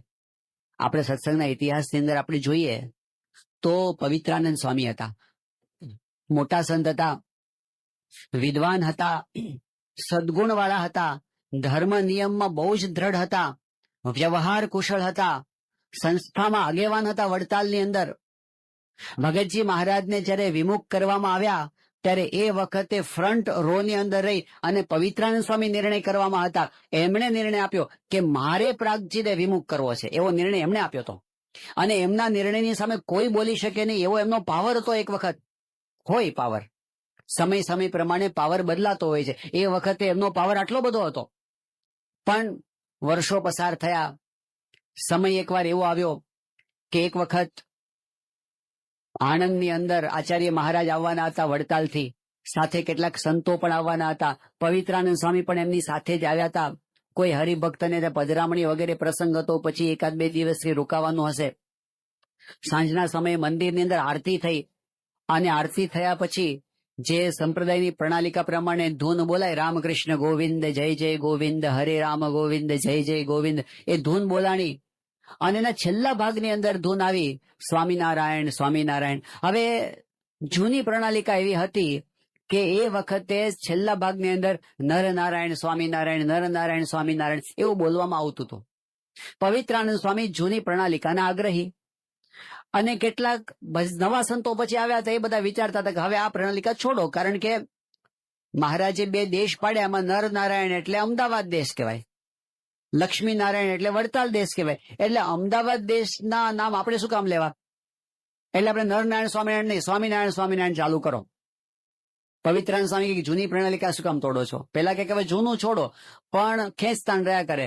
અને એમાં ધૂન ચાલુ થઈ તો બધા બોલ્યા સ્વામિનારાયણ સ્વામિનારાયણ સ્વામિનારાયણ. અને પવિત્રાનંદ સ્વામી એકલા છે ને મોટેથી બધાની સામે અવાજ કરે, નરનારાયણ સ્વામિનારાયણ, નરનારાયણ સ્વામિનારાયણ. તો એક સાધુ હતા ને, એને કટાક્ષની અંદર એવું કીધું કે ઊંટ મરવાનું થાય ને તો એ મારવાડ ભણી મોઢું રાખે. આ કઈ કહેવત છે કે મારવાડ એનું વતન કહેવાય. અને કટાક્ષ એવી રીતે હતો કે પૂર્વાશ્રમની અંદર પવિત્રાનંદ સ્વામીનું વતન એ લખનૌ બાજુના હતા, એટલે કે ઉત્તર ભારતના હતા. અને ઉત્તર ભારત છે એ અમદાવાદ દેશની અંદર આવે. એટલે હજી પવિત્રાનંદ સ્વામીને પોતાના દેશની વાસના મટી નથી, એવો કટાક્ષ કરીને કીધું કે ઊંટ મરવાનું થાય તો એ મારવાડ ભણી મોઢું રાખે. હવે પવિત્રાનંદ સ્વામીને આ વચન હાડો હાડ લાગી ગયું. બીજું શું એમને લાગ્યું કે પેલા નાના સાધુ તો બોલ્યા, પવિત્રાનંદ સ્વામી બધાની સામું જોયું કે બીજા બધા શું કરે છે. તો કેટલાક લોકો હસ્યા, આ સંતની કોમેન્ટ ઉપર બીજા હસ્યા. હસ્યાનો અર્થ મતલબ એમ કે એની પણ આમાં સંમતિ છે, આ કટાક્ષની અંદર એ લોકો ઇન્વોલ્વ છે. અને એમાં એને મોટેરા સામું જોયું. તો મોટા જે લોકો હતા આચાર્ય વગેરે, એને પેલા સંતને ઠપકો ન આપ્યો કે પવિત્રાનંદ સ્વામીને આવું કહેવાતું હશે, એવો ઠપકો ન આપ્યો. એટલે તેમને હાડો હાડ લાગી ગયું કે આનો મતલબ એમ થયો આ બધા મને ઊંટ જેવો સમજે છે. આઘાત એટલો બધો લાગ્યો, વસમું એટલું બધું લાગ્યું, તાવ આવી ગયો, ટેમ્પરેચર વધી ગયું શરીરનું, એકદમ નંખાઈ ગયા, ક્યાંય ગમે નહીં, એટલી બધી બેચેની લાગુ પડી ગઈ. એને એના સાથેના સંતને કીધું, સેવક સંતને, કે આપણાથી રહેવાશે નહીં, હમણાં આપણે વડતાલ હાલ્યા જઈએ. રાતે ને રાતે વડતાલ પાછા આવી ગયા. પણ અહીંયા આવ્યા પછી પણ બળતરા મટે નહીં, અંતરમાં ઉદ્વેગ, અશાંતિ અશાંતિ અશાંતિ. પવિત્રાનંદ સ્વામી પાછા એટલા સમજુ હતા કે આવા સમયે શું કરવું જોઈએ. એમને થયું જો કથા વાર્તા સાંભળીએ તો શાંતિ થાય. એટલે એમને એ વખતે પોતાના શિષ્યને કીધું કે જો ને સભા મંડપમાં કોઈ આપણને કથા સંભળાવે એવા કોઈ છે. એ સભામાં જોવા માટે ગયા. એને કીધું સ્વામી બીજા તો કોઈ નથી, પણ પ્રાગજી ભક્ત બેઠા છે. પવિત્રાનંદ સ્વામી કે બોલાવો એમને. પ્રાગજી ભક્ત આવ્યા. પવિત્રાનંદ સ્વામી કે પ્રાગજી, અંતરમાં શાંતિ થાય ને એવી કંઈક વાતો કર. ભગતજી મહારાજ તો સમજતા હતા અંતર્યામીપણે શું થયું છે બધું. એમને વચનામૃત પંચાળાનું 3 ખોલાવ્યું અને એ વચનામૃતનો પહેલો જ પેરેગ્રાફ વંચાવ્યો. એમાં એવી વાત આવી કે જે વ્યક્તિ બીજાના દોષને જુએ છે અને પોતાના અવગુણને નથી જોતો એ મૂર્ખ છે. હવે આ વાત પવિત્રાનંદ સ્વામીને ભગતજી મહારાજે જે રીતે નિરૂપીને એમને એકદમ અંતર્દૃષ્ટિ થઈ ગઈ. અને પવિત્રાનંદ સ્વામી અત્યાર સુધી એવો વિચાર કરતા હતા કે પેલા એવું ન કરવું જોઈએ, બીજા બધા એવું ન કરવું જોઈએ, એ લોકોએ કેમ આવું કર્યું, કેમ મારી સાથે આવો વ્યવહાર, એવા વિચાર આવતા હતા. એકદમ એમનું ફોકસ બદલાઈ ગયું અને એમને એવો વિચાર આવ્યો કે એમણે ભૂલ કરી એ તો કરી જ, પણ મારી પણ આમાં ભૂલ છે કે મને આ 30 40 વર્ષ સત્સંગની અંદર થયા અને હું 2 શબ્દ સહન ન કરી શકું, એ મારી ભૂલ નહીં. એણે કહ્યું એની ભૂલ, પણ હું સહન ન કરી શક્યો મારી ભૂલ. અને સામે જ પ્રાગજી ભગત બેઠા છે. અરે આ પ્રાગજી ભગતનું જે અપમાન થયું છે એને ધક્કા મારીને મંદિરની બહાર કાઢી મૂકવામાં આવ્યા છે. એવું અપમાન મારું ક્યાં થયું છે?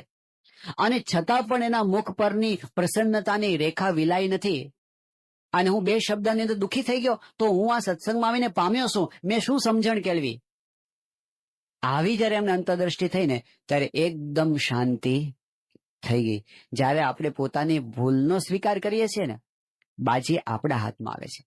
ત્યાં સુધી આપણને ફરિયાદો રહ્યા કરે છે, આને શું કરવું જોઈએ, આને શું કરવું જોઈએ, આને શું કરવું જોઈએ. ફોકસ પોતાની સામું થાય ને, શાંતિ થવા માંડે છે. એ જ સાચો ઉપાય છે કે આપણે પ્રોબ્લેમમાં, આપણા જીવનમાં, આપણી આજુબાજુમાં જેની પણ સાથે આપણે સંબંધોમાં કડવાશ આવી હોય ને, વિચાર એ કરવા જેવો છે મારો વાંક શું છે. હવે આ પ્રશ્ન આવશે ને એટલે તરત જ આપણી અંદરથી એક જવાબ આવશે કે મારો એકલાનો વાંક નહોતો, એનોય વાંક હતો. ચલો સ્વીકાર્યું, એનોય વાંક હતો, પણ આપણો હતો કે નહીં? એ કે એનો વાંક જાજો હતો ને મારો વાંક થોડો હતો. ચલો એ સ્વીકાર્યું, 90% એનો વાંક હતો અને 10% આપણો વાંક હતો, પણ આપણે નિર્દોષ છીએ. જો આપણે ઉકેલ લાવવો હોય ને શાંતિ મેળવવી હોય ને ભગવાનને સંતને રાજી કરવા હોય ને તો 10% વાંક પણ આપણે જોવો જોઈએ. તો કે ના પહેલા એને શરૂઆત કરી હતી, પછી મારાથી કેવી રીતે રહેવાય? અને માણસ કેટલું સહન કરે? પછી એને કે હદ હોય કે નહીં? હદ હોતી જ નથી. સત્પુરુષના જીવન સામું જુઓ, આપણો આદર્શ એ છે. એમની સાથે કમ્પેર કરીએ તરત આપણને આપણી ભૂલ દેખાશે. જે દિવસે આપણને આપણી ભૂલ ખબર પડે ને તો યોગી બાબા કાયમ આ વાક્ય બોલતા, હરી કૃપા જબ હોવત હે તબ સૂજત અપના દોષ. સમજવું કે ભગવાન આપણા પર રાજી થયા. જ્યારે મને મારી ભૂલ ખબર પડી, સમજવું કે ભગવાનની મારા પર કૃપા દ્રષ્ટિ છે. અને જે વખતે આપણને ભૂલ પડે, યોગી બાબા તો એવું કહેતા, એમ સમજવું કે ભગવાનનું દર્શન થયું. પોતાની ભૂલનું દર્શન એ ભગવાનનું દર્શન થયા તુલ્ય છે. એનો સ્વીકાર કરવો. જ્યારે આપણે સાચા હૃદયથી સ્વીકાર કરીએ છીએ, આમાં પ્રોબ્લેમ શું હોય છે? મન મુટાવની અંદર પહેલ કોણ કરે? આપણને ખબર હોય કે મેં ભૂલ કરી છે, સામેવાળાને ખબર હોય કે મેં ભૂલ કરી, પહેલા નમે કોણ? એમાં આપણો અહંકાર નડે છે. પણ નમવામાં મજા છે, એના ફળ મીઠા છે. આપણા સત્સંગના ઇતિહાસમાં એક અદ્ભુત પ્રસંગ બની ગયો. આફ્રિકાના સત્સંગની શરૂઆત જે થઈ ને એમાં 2 હરિભક્તોથી થઈ હતી. એક હરિભક્તનું નામ મગનભાઈ, બીજા હરિભક્ત હરમાનભાઈ. બંને મંડળમાં 2 જ હરિભક્ત, આખા આફ્રિકામાં 2 જ હરિભક્ત. અને 2 જ જણા અઠવાડિક સભા કરે, ભેગા મળીને સત્સંગ કરે. હવે એકવાર એવું થયું કે બંને જણા વોલીબોલ રમતા હતા અને વોલીબોલ રમતા રમતા ઝઘડો થયો. રમતા રમતા લડી પડે ભાઈ. માણસ છે, હસતા હસતા રડી પડે ભાઈ, માણસ છે. રડી એટલો ઝઘડો થયો કે બંને વચ્ચે બોલા થઈ ગયા, બોલવાનો વ્યવહાર બંધ.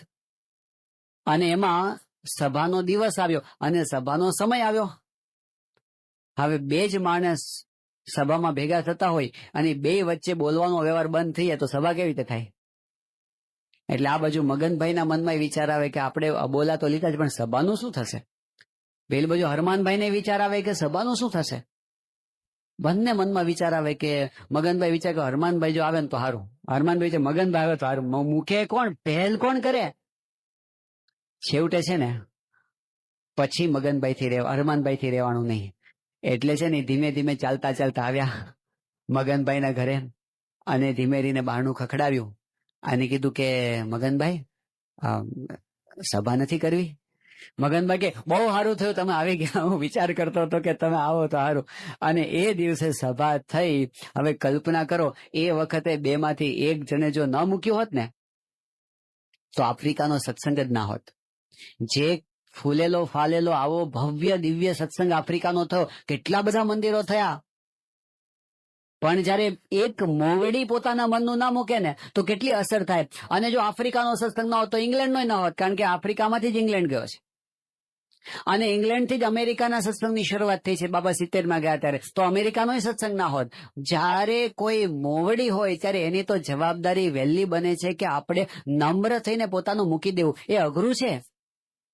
અહંકારને મૂકીને વળવું, એકવાર થૂકેલું પાછું ગળવું, એકવાર બોલ્યા પછી સ્વીકારવું, હા મારાથી ભૂલ થઈ છે, આ સ્વીકારવું, આ સહેલી વાત નથી. સ્વામી બાપાના જીવનમાં આપણે જોયું છે, બાળકોની માફી માંગી શકતા બાપા, બાળકોની માફી. અટલાદરાની અંદર 2 નાના બાળકો, એ બાળકો બાપા સાથે રોજ ગમત કરે, સ્વામીને લાભ આપે. જયારે પ્રમુખ સ્વામી મહારાજનો અમૃત મહોત્સવ આવવાનો હતો ત્યારે મોટે મોટીથી જય બોલાવે બંને. પ્રમુખ સ્વામી મહારાજ અમૃત મહોત્સવની જય. હવે અમૃત મહોત્સવ તો પૂરો થઈ ગયો. પછી બાપા 96ની સાલમાં જયારે ત્યાં ગયા, જાન્યુઆરી મહિનામાં વસંત પંચમી વખતે, એ વખતે આ બાળકો બાપા આવતા હતા અને સીધા એ લોકોએ જય બોલાવી, પ્રમુખ સ્વામી મહારાજ શતાબ્દી મહોત્સવની જય. એટલે બાપાએ બંને બાળકોને કીધું, જુઓ આવી જય નહીં બોલાવવાની, તમને કોઈ કીધું આવું જય બોલાવવાની તો ના પાડી દેજો. સ્વામી કે બધો ઉત્સવ થઈ ગયો, અમૃત મહોત્સવ, હવે કઈ જય બોલાવવાની નથી. અને સ્વામી કે જો હવે જય બોલાવશો ને તો રૂમમાં પ્રવેશ નહીં મળે. બાપા નાસ્તો કરતા હોય ત્યારે દર્શનમાં આવતા હોય ને, સ્વામી કે અંદર નહીં આવવા દો, આવું સ્વામી બંનેને કીધું. તો છોકરાઓ તો ભાગી ગયા ત્યાંથી. બીજે દિવસે બાપા આવે ને તો બંને જણે પાછી જઈ બોલાવી.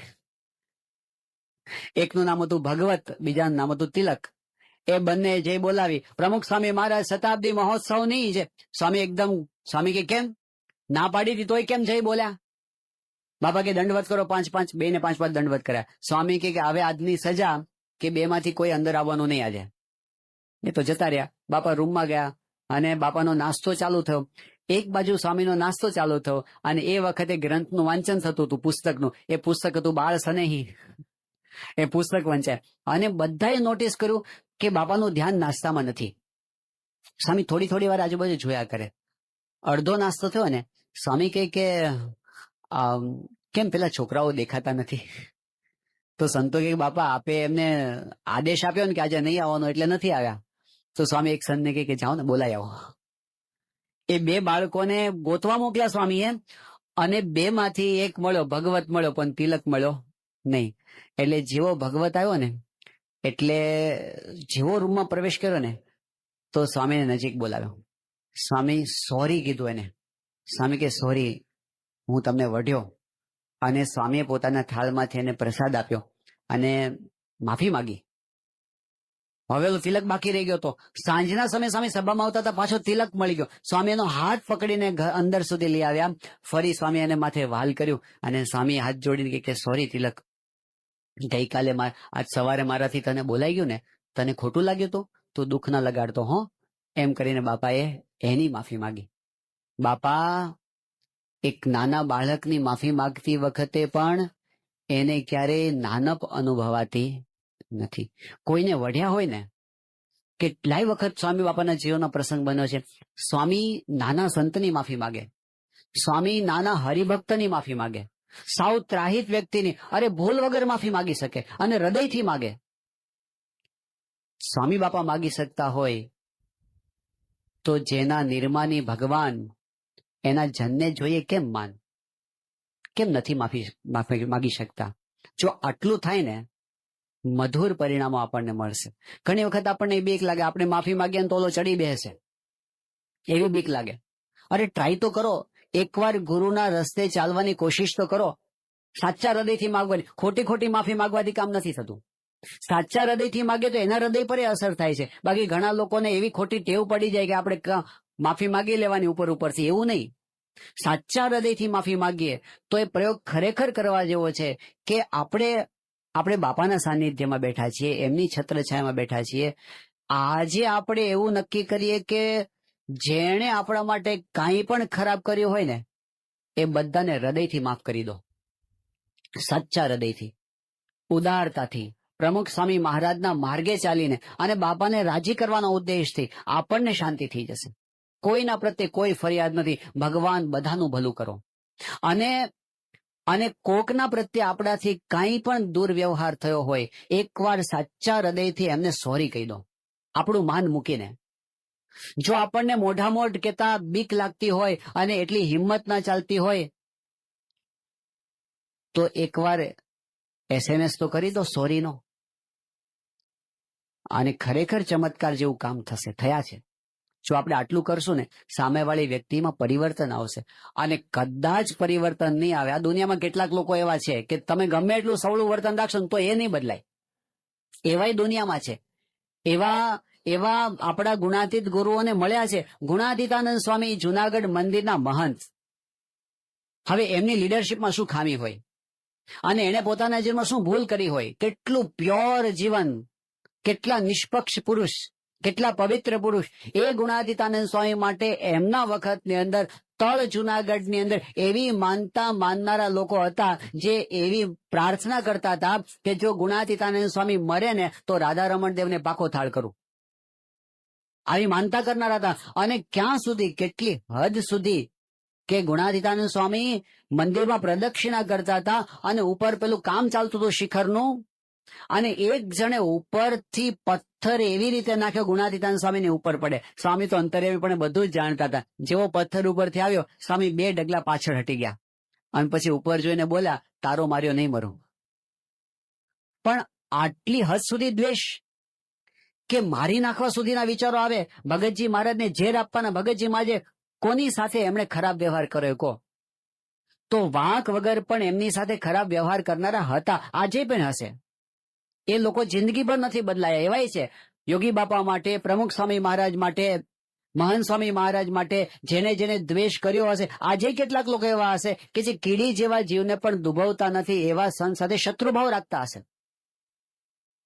એમને વિશે જેમ તેમ બોલતા હશે, જેવું તેવું છાપતા હશે, રાહ જોઈને બેઠા હશે કે આપણે શું કરીએ એનું બગાડવા માટે. છતાં પણ સ્વામીએ મનમાં ક્યારેય રાખ્યું છે?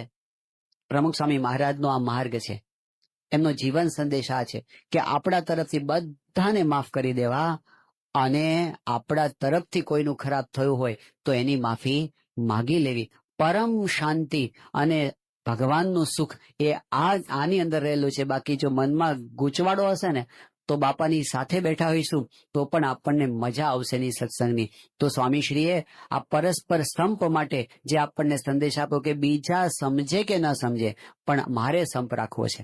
આ પ્રમુખ સ્વામી મહારાજનો 3જો જીવન સંદેશ હતો. અને 4થો જીવન સંદેશ જે આની સાથે ઘણો લાગુ પડે છે એ આપણે ટૂંકની અંદર આજે જોઈ લઈએ. આખી દુનિયામાં પ્રસિદ્ધ છે બાપાનો આ જીવન સંદેશ. એ 4થો જીવન સંદેશ છે, બીજાના ભલામાં આપણું ભલું છે, બીજાના સુખમાં આપણું સુખ છે, બીજાના ઉત્કર્ષમાં આપણો ઉત્કર્ષ છે. દુનિયાની રીત કેવી હોય છે? એક મનોવૃત્તિ આપણી અંદર ક્યાંક ઊંડે ઊંડે પડી હોય છે, બીજાના દુઃખમાં સુખી થવું. પેલું દ્રષ્ટાંત નથી કે એક જણે શિવજીને પ્રસન્ન કર્યા અને એ વખતે શિવજીએ કીધું કે તું માગ, તું જે માગીશ એ હું તને આપીશ, પણ શરત એ છે. શરત શું છે ખબર છે?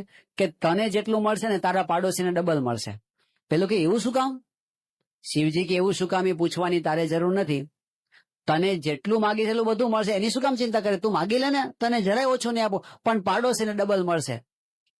તો પેલા શું માગ્યું? એ કે તો છે ને મને એક દિવસનો ટાઈમ આપો, હું વિચારીને આવું. અને વિચારીને આવ્યો અને એને શું માગ્યું કે મારી એક આંખ જતી રહે, એક હાથ જતો રહે, એક પગ જતો રહે, એક કાને સંભળાતું બંધ થઈ જાય. શિવજી કે તે 25 વર્ષ સુધી સાધના કરી, તપ કરી, આના માટે કરી હતી તારી બે માંથી આંખ ત્યાં જતી રહે એના માટે, એક પગ જતો રહે એના માટે તે કરી હતી સાધના. પેલો કે પણ મને એ જ આપો, એમાં જેવી મજા આવશે ને એ બીજામાં નહીં આવે. પોતાનું ભલે જાય પણ સામે વાળાનું તો બગડે છે ને. બીજાના દુઃખમાં સુખી થનારો એક વર્ગ હોય છે, બીજાના સુખમાં સુખી થવું આ સ્પિરિચ્યુઅલ મેચ્યોરિટી છે. આ નાની વસ્તુ નથી. એમાં ખરેખર આમ ભગવાનને સંતને સર્વ કરતા હરતા માનીને જે ચાલતા હોય ને તો શાંતિ રહે, નહીતર એની અંદર બળતરા થઈ જ જાય. એક યુવક ત્યાં આવ્યો તો અમારે સારંગપુરમાં, બ્રહ્મદર્શન સ્વામીને મળ્યો અને સ્વામીને કે મને છે ને બહુ જ બેચેની રહ્યા કરે છે, રાત્રે ઊંઘ નથી આવતી, આખો દિવસ ટેન્શન રહ્યા કરે છે અને મરવાના વિચારો. એટલે એને બેસાડ્યો શાંતિથી ને કીધું કે શું તને કઈ આર્થિક મુશ્કેલી છે? એ કે ના એવું તો નથી. તો કઈ શરીરમાં રોગ છે? એ કે ના એવું નથી. તો કઈ કુટુંબમાં ઝઘડા છે? એ કે ના એવો કઈ પ્રોબ્લેમ નથી. તો તને અશાંતિ શાની છે? એટલે એને પોતાની કથા કહી કે હું એન્જિનિયર થયો, પછી મને નોકરી નહોતી મળતી, તો નોકરી શોધતા છેક બેંગ્લોર સુધી પહોંચ્યો. મારા મનમાં એવું હતું કે 15,000 રૂપિયાની નોકરી મળી જાય તો બહુ થઈ ગયું. અને હું કેટલી જ બધી જગ્યાએ એપ્લિકેશન કરતો હતો, મને ક્યાંયથી ઇન્ટરવ્યુ ન મળે. એમાં એક જગ્યાએથી ઇન્ટરવ્યુ આવ્યો અને હું ત્યાં આપવા માટે ગયો. એ લોકોએ મને પૂછ્યું બધું અને પછી છેલ્લે મને એમની પસંદગી ઉતારી અને કીધું કે અમે તમને પસંદ તો કરીએ છીએ પણ તમે કેટલો પગાર ઈચ્છો છો? એટલે મને ગળા સુધી આવી ગયું હતું 15,000 રૂપિયા. પણ મારાથી બોલાઈ ગયું કે તમે મને શું આપશો? તો એ લોકોએ કીધું કે અમે તમને 45,000 આપશું. મારા માટે તો લોટરી જેવું હતું. મેં નોકરી સ્વીકારી લીધી. 2 વર્ષ 3 વર્ષ થઈ ગયા નોકરીને. અત્યારે મારો પગાર વધીને 58,000 થઈ ગયો છે. પણ મને પ્રશ્ન એ છે કે મારી આ બાજુ બેસે છે ને એને પગાર 65,000 રૂપિયા છે અને આ બાજુ બેસે ને એને 72,000 છે. એ મને જયારે વિચાર આવે છે ને ત્યારે મને મજા નથી આવતી. બાજુવાળાના ઘરમાં નવું એર કન્ડિશન આવે, હવે એના ઘરમાં તો ટાઢું થતા થાય પણ આપણા ઘરમાં ઉકળાટ ચાલુ થઈ જાય. એને ક્યાંથી આવ્યું? બીજાના સુખમાં સુખી થવું ને બહુ મોટી વાત છે. બીજાના સન્માનમાં રાજી થવું.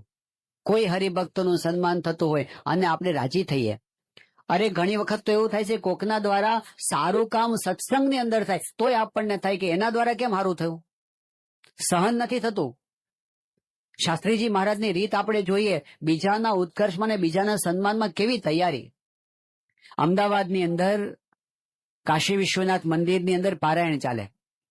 શાસ્ત્રીજી મહારાજ ત્યાં આગળ બિરાજમાન હતા અને 2 સત્રમાં પારાયણ હોય તો સવારના સત્રમાં પ્રોફેસર જેઠાલાલ સ્વામિનારાયણ પારાયણ વાંચે, સાંજના સત્રમાં શાસ્ત્રીમાં જ પોતે કથા કરતા હતા. તો સવારનું સત્ર તો શાસ્ત્રીજીમાં જ આવવાના નહોતા. જેઠાલાલભાઈ આવી ગયા અને કથા ચાલુ કરી, પણ શાસ્ત્રીજી મહારાજનું જે આસન હતું એના પર બેસી ગયા અને કથા ચાલુ કરી દીધી એમણે. હવે એ વખતે જે હરિભક્તો બેઠા હતા એમાંથી એક જણને બહુ ગમ્યું નહીં એટલે ઊભા થઈ ગયા અને શાસ્ત્રીજી મહારાજ પાસે જઈને ફરિયાદ કરી કે સ્વામી આ જેઠાલાલને કઈ ભાન પડે છે? અરે તમારું જે આસન છે ને એના પર બેસીને કથા કરવા માંડ્યા. શાસ્ત્રીજી મહારાજ કીધું કે કથા કોની કરે છે? એમણે કીધું કે સ્વામી અક્ષર પુરુષોત્તમ ચરિતમ ગ્રંથની કથા કરે છે. શાસ્ત્રી મહારાજ કે અક્ષર પુરુષોત્તમની કરે છે ને? અક્ષર પુરુષોત્તમની કથા તો મારા માથા પર બેસીને કોઈ કરે ને તો પણ ઓછું છે. આપણા ગુરુ જ છે, આપણા ઈષ્ટદેવ જ છે, એનો જ મહિમા જો બીજા દ્વારા પ્રવર્તે તો આપણને બળતરા થાય. સંસ્થાનું જ કોઈ સારું કામ હોય બીજા દ્વારા થાય ને તો આપણને ન ગમે. આ મત્સર છે. ભગવાન સ્વામિનારાયણે વચનામૃતમાં કીધું નિર્મત્સર સંત એ ભાગવત ધર્મના અધિકારી છે. આ ગુણ બહુ મોટો છે. બીજાના સુખમાં બીજાના ઉત્કર્ષમાં રાજી થતા શીખવું ને, અંતરથી રાજી થવું. ઉપરથી તો આપણે ફોર્માલિટીની લીધે પણ કોંગ્રેચ્યુલેશન્સ કહીએ છીએ, અભિનંદન, તમે બહુ સારું કામ કર્યું, આમ છે તેમ છે, પણ હૃદયથી રાજી થવું ને એ ગુરુનો માર્ગ છે. સ્વામીશ્રીએ આપણને શીખવ્યું બીજાના સુખમાં આપણું સુખ, અને એમાં બાપાનું જીવન આપણને દેખાય છે. જીવનભર એને બધાનું હિત કર્યું છે, ખાલી ભાવના નહીં. પ્રયત્ન કર્યા છે. એમણે પશુ પંખીનું હિત કર્યું છે. બાપાના કરુણા કેટલી બધી આપણે જોઈ છે સ્વામીની, કે સ્વામી જયારે ત્યાં રાજકોટ પાસે રતનપુર ગામ છે ત્યાં કેટલ કેમ્પમાં પધાર્યા હતા, ત્યાં બધા 4,000 જેટલા વાછરડા રાખવામાં આવ્યા હતા. સ્વામી પધાર્યા અને બાપાની પાછળ પાછળ પેલા વાછરડાઓ ફર્યા કરે. સ્વામીએ ત્યાંના સંચાલકને પૂછ્યું કે આ વાછરડા કેમ પાછળ ફરે છે? એમણે કીધું કે સ્વામી, છેલ્લા કેટલાય દિવસોથી અમે એને ઘાસચારો આપી નથી શક્યા અને એટલે જે કોઈ વ્યક્તિ આવે ને એની પાછળ પાછળ ફરે છે. સ્વામીએ સાંભળ્યું અને બાપાની આંખમાં જળજળી આવી ગયા. સ્વામી કાંઈ જ બોલ્યા નહીં, મૌન થઈ ગયા એકદમ. ગાડીમાં બેસીને સ્વામી ગોંડલ આવ્યા. ઠાકોરજીના દર્શન કરીને સ્વામી નીચે ઉતર્યા અને સીધું જ્ઞાન પ્રસાદ સ્વામીને કીધું. સ્વામી કે હું હમણાં રતનપુર ગયો હતો અને વાછરડાનું દુઃખ મારાથી દેખાયું નહીં. સ્વામી કે ગમે તેમ કરો, ગમે તેમ કરીને આજે ને આજે તમે છે ને આપણા તરફથી ઘાસચારો ત્યાં પહોંચાડો. એમણે કીધું કે બાપા, ઘાસ છે જ નહીં. રાજકોટની માર્કેટમાં એક ટ્રક ઘાસ આવે ને તો 20 જણા લાઈનમાં ઉભા હોય છે. ઘાસચારો મળવો જોઈએ ને તો આપણે પહોંચાડીએ. સ્વામી કે ગમે તે કોશિશ કરો. જ્ઞાન પ્રસાદ સ્વામી કીધું કે સ્વામી, બીજું તો શું, પણ ડાંગરાની અંદર પેલું બીડ ઊભું છે. સ્વામી કે એ વાઢીને પણ ત્યાં તમે પહોંચાડો. સ્વામી કે ક્યારે પહોંચાડશો? સામે પ્રશ્ન પૂછો. જ્ઞાન પ્રસાદ સ્વામી કે બાબા, આપની ઈચ્છા છે ને આજે ને આજે કાપીને આપણે પહોંચાડી દઈશું. અને સ્વામી એકદમ રાજી થઈ ગયા, એમના મુખ પર સંતોષ છવાઈ ગયો. તો કેટલાય સમય સુધી સ્વામીશ્રીએ ઘાસચારો ત્યાંથી મોકલવા માટેની પરવાહ કરી અને પછી બાપાએ કેટલ કેમ્પ સંસ્થા દ્વારા પણ ચાલુ કરાવ્યા. ત્યાંથી સ્વામી રાજકોટ ગયા અને રાજકોટની અંદર એ વખતે કલેક્ટરની ઈચ્છા હતી કે સ્વામી, અમે જે ઢોરવાડો કર્યો છે ને, તો બેડી નામનું એક ગામ છે, ત્યાં 40,000 બળદ રાખવામાં આવ્યા હતા. તો બાપાને કીધું, બાપા અહીં આપ આવજો. સ્વામીશ્રી ત્યાં ગયા. હવે એ વખતે બાપાની દ્રષ્ટિની અંદર એક સફેદ રંગનો બળદ આવ્યો. એ બળદની આંખમાં આંસુ હતા, રડતો હતો. સ્વામી એક નજરે એની સામે જોઈ રહ્યા. પછી સ્વામી ત્યાંથી નીકળવાનું થયું એટલે સારંગપુર આવ્યા. સારંગપુર આવીને સ્વામી તરત જ્ઞાનપ્રસાદ સ્વામીને ફોન કર્યો. જ્ઞાનપ્રસાદ સ્વામી બોચાસણ ગયા હતા પેલું ઘાસચારાની ખરીદી માટે. એટલે સ્વામી એમને કીધું કે તમે ક્યાં છો? એ કે સ્વામી બોચાસણ છું. કે શું કાર્યક્રમ છે? એ કે બાબા બસ અહીંથી ગોંડલ પાછા જવાનું છે. સ્વામી કે મારે ખાસ કામ છે, તમે સારંગપુર થઈને જજો. એટલે જ્ઞાનપ્રસાદ સ્વામી સારંગપુર આવ્યા, બાપાને મળ્યા. બાપા શું કામ છે? સ્વામી કે હું છે ને રાજકોટ ગયો ને તો ત્યાં છે ને મેં એક બળદ જોયો અને એ બળદ છે ને ઉભો રડતો, તેની આંખમાં આંસુ હતા. સ્વામી કે એ બળદને આપણે ગોંડલ મંદિરે લઈ આવો છે, તો તમે એને લઈ આવો. સ્વામી કે પણ બાપા, એ તો 40,000 બળદ છે, એમાં મારે ઓળખવો કઈ રીતે? તમે કયો બળદ જોયો તો? સ્વામી કે સફેદ રંગનો બળદ હતો અને એના છે ને આમ વાંકડિયા વાળ હતા. અરે વાંકડિયા પેલા શું શિંગડા હતા. તો એ કે બાપા, કાઠિયાવાડમાં લગભગ બધા બળદને એવા જ શિંગડા હોય. તો એમાં સ્વામી કે તમે જાઓ ને પણ તમને મળશે. હવે બાપાના વચ્ચે ને એ ત્યાંથી ગયા રાજકોટ ને પેલા કેટલ કેમ્પમાં. એમાં તો મોટું આખું ચક્કર મારો ને તો ઘણા બધા દરવાજા હતા. એટલે એક ઝાપામાંથી પ્રવેશ કર્યો. સાંજના પેલું એકદમ ઝાંખું વાતાવરણ થઈ ગયું હતું. સંધ્યા ઢળી હતી. મેટાડોરની ઉપર ચડ્યા અને ઉપર ચડીને ચારે બાજુ જોયું કે આવો કઈ બળદ દેખાય છે. એક દરવાજેથી બીજા દરવાજેથી કેટલું બધું ફર્યા. એમાં અંધારું થઈ ગયું એટલે કે આજે તો નહીં મળે. રાજકોટ મંદિરે જઈને સુઈ ગયા. બીજે દિવસે સવારમાં 7 વાગ્યામાં પાછા ઉપડ્યા અને બાપાની ઈચ્છા હતી એટલે ત્યાં જઈને એક દરવાજે પ્રવેશ કરે, એક ઝાપામાં. બાપા એવી નિશાની આપી હતી કે ઝાપામાં પ્રવેશ કરીએ ને તો જમણી બાજુ એક ઝૂંપડી હતી, જે પેલા મજૂર માણસ રહેતા હોય ને એવી એક ઝૂંપડી હતી. ત્યાંથી થોડે દૂર એક હવેડો હતો અને હવેડાની સામે પેલો બળદ ઉભો હતો. એટલે શોધતા એને એવો દરવાજો શોધો, ઝૂંપડી વાળો દરવાજો કયો છે એક મળી ગઈ. એમાં દૂર એક હવાડો પણ દેખાણો અને હવાડા પાસે જઈને ઉભા રહે તો ખરેખર સામે એક બળદ પણ ઉભેલો હતો અને બળદની આંખમાં આંસુ પણ હતા. એટલે ત્યાં જે રખેવાળ હતો એને પૂછ્યું કે પ્રમુખ સ્વામી હમણાં 2 દિવસ પહેલા આવ્યા ત્યારે એ ક્યાં આવ્યા હતા? એ કે અહીંયા જ આવ્યા હતા. ક્યાં ઉભા હતા? એ કે આ જ જગ્યાએ ઉભા હતા. તો કીધું આ બળદ ક્યારથી ઉભો છે? એ કે બળદ છેલ્લા 4-5 દિવસથી અહીંયા ને ઉભો છે. એ ખાતો નથી, પીતો નથી, રડ્યા જ કરે છે. બળદ મળી ગયો. એને લઈને ગોંડલ લઈ આવ્યા. થોડાક મહિના પછી જયારે સ્વામી ગોંડલ આવ્યા ત્યારે ખાસ એ બળદને જોવા પધાર્યા. સ્વામી કે બસ આ જ બળદ હતો. એક બળદની સંવેદનાને સ્વામીશ્રીએ કેટલો ન્યાય આપ્યો છે. બીજાના દુઃખનો કેટલો વિચાર સ્વામીએ કર્યો છે. તો સ્વામીશ્રીનું જીવન અંદરથી કરુણાથી સભર હતું. એ બધાનું ભલું થાય એવો વિચાર એમને રહેતો હતો. કોઈ ત્રાહિત વ્યક્તિ હોય જેની સાથે આમ જો તો કાંઈ લેવા દેવાનો હોય, પણ સ્વામીશ્રી એના સુખનો વિચાર એ હંમેશા પોતે કરતા. એટલે બીજાના ભલામાં આપણું ભલું, બીજાના સુખમાં આપણું સુખ, એ ભાવના એ સ્વામીશ્રી પોતે જીવ્યા છે, વિચાર એનો કર્યો છે. અમદાવાદમાં બાપા હતા, એક ગામની અંદર હરિમંદિર થવાનું હતું, અને બન્યું તેવું કે હરિમંદિરની જે મકાન હતું, જે જગ્યાએ કરવાનું હતું, એ તો દાનમાં મળી ગયું હતું, પણ એમાં ભાડુઆત રહેતા હતા. અને એ ભાડુઆત જે રહેતો હતો એ ખાલી કરવાની ના પાડતો હતો. એ કે તમે મને નવું મકાન બનાવી દો તો હું ખાલી કરું. હવે આ બધી મિટિંગમાં ચર્ચા થઈ. એ ગામનો એક કાર્યકર્તા, એ પાછો જુવાન અને જોશીલો, અને એકદમ ગુસ્સામાં આવીને કે નો શું ખાલી કરે, એના બાપનું છે, ખાલી કરવું જ પડે એને. આવું બોલે એટલે સ્વામી એને વાર્યો. સ્વામી કે જો આવી રીતે કોઈનું પડાવી લેવાની વાત કરવી નહીં. બાપા કે બરાબર છે, માલિકી સંસ્થાની છે, પણ એ બિચારો ગરીબ માણસ છે. એ આજે તમે કાઢી મૂકો તો જાય કે એનો વિચાર કરો કે નહીં. સાવ પડાવી લેવાની વાત ન કરવી. બાપા કે આપણે એમને બીજું સારું મકાન બનાવી આપો. તો બાપાના હૃદયમાં એ ભાવના હતી કે વિચાર કરતા. 2010ની સાલમાં બાપા અહીં પધાર્યા, અને પ્રયાસવિનભાઈની બહુ જ ઈચ્છા હતી કે બાપા તમે મધુભાન રિસોર્ટમાં આવી અને થોડા દિવસ આરામ કરો. સ્વામીશ્રીને તો બીજા કામ હતા, પણ એમનો આગ્રહ એટલો બધો હતો એટલે સ્વામી ત્યાં રોકાયા 3-4 દિવસ. હવે એમાં આમ તો આ બધાને પ્રવેશ ના હોય, પણ બધા હરિભક્તોને બાપા ત્યાં હતા અને રોજ પૂજાના દર્શન કરવા જાય, એટલે બધા હરિભક્તોને એન્ટ્રી એ નિમિત્તે ત્યાં મળતી હતી. હવે એમાં એવું થયું કે સવારના પોરમાં બાપાની પૂજા અને હરિભક્તો ગાડી લઈને આવે. એક જગ્યાએ ગાડી એક હરિભક્ત પાર્ક કરવા ગયા. તેને ચોકીદારે કીધું કે સાહેબ આ જગ્યાએ ગાડી પાર્ક નહીં કરવાની, પણ આપણા હરિભક્ત તો ગુણાતીત કહેવાય, એટલે એ કે અહીં જ પાર્ક થશે. સાંભળ્યા વગર હાલવા માંડ્યા. હવે એક ગાડી પાર્ક થાય એટલે બીજી થાય, બીજી થાય એટલે ત્રીજી થાય. એમાં પ્રયાસવિનભાઈ ત્યાંથી પસાર થયા. એને જોયું કે ગાડી ખોટી જગ્યાએ પાર્ક થયેલી છે. પેલા સિક્યુરિટી વાળાને પૂછ્યું કેમ અહીંયા ખોટી જગ્યાએ. એ કે સાહેબ મેં કીધું પણ મારું કોઈ માનતું નથી. એ કે બોલ્યા નહીં, પણ શિસ્તના બહુ આગ્રહી, પરદેશ ભણીને આવેલા છે ને શિસ્તના આગ્રહી, એટલે એને તો એ સિસ્ટમ પ્રમાણે ત્યાં જઈને ઓફિસમાં જઈને એમણે ઓર્ડર આપી દીધો કે આ માણસને નોકરીમાંથી છૂટો કરી દેવો. બાપા 2 દિવસ રોકાયા. પછી જ્યારે વિદાય લેવાના હતા ત્યારે એમણે બાપાનો આભાર માન્યો. બાપા આપે ખૂબ મારી પ્રાર્થના સાંભળીને પધાર્યા, એટલે આભાર વ્યક્ત કર્યો.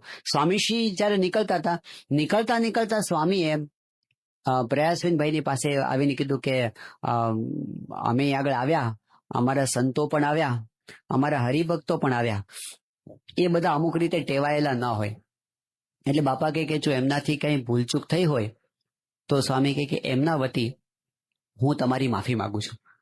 આવું સ્વામીએ પ્રયાસવિનભાઈ પાસે માફી માંગી. પછી સ્વામી ગાડીમાં બેઠા. આ ગાડી ચાલતી હતી ને સ્વામી ઊભી રાખી, પાછો કાચ ઉતાર્યો, પાછા એમને નજીક બોલાવ્યા. સ્વામી કે મારે એક વિનંતી કરવાની છે. કે બાપા બોલો ને. સ્વામી કે મેં વાત સાંભળી કે તમે તમારા ચોકીદારને છૂટો કરી દીધો છે. બાપા કે વાંક તમારા ચોકીદારનો નહોતો, વાંક તો અમારા હરિભક્તનો હતો. એટલે સ્વામી કે તો એમના વતી હું માફી માંગુ છું, પણ મારી ખાસ વિનંતી છે કે ચોકીદારને પાછો નોકરીમાં રાખી લેજો. એટલે એમણે કીધું હા સ્વામી રાખી લેશું. હવે કયા ચોકીદાર હતા, કદાચ જિંદગીમાં એ બાપાને મળ્યા નથી, કદાચ મળશે પણ નહીં, અને કદાચ આજે એને ખબર છે કે નહીં ખબર નહીં કે પ્રમુખ સ્વામી મહારાજે મારી નોકરીની ચિંતા કરી છે. કોઈના પણ દુઃખને સ્વામી ક્યારેય દેખી શકતા નહીં, એ એમની કરુણા હતી, અને આખું જીવન એમણે બીજાના સુખનો વિચાર કર્યો છે. તો બાપાનું આ જે સૂત્ર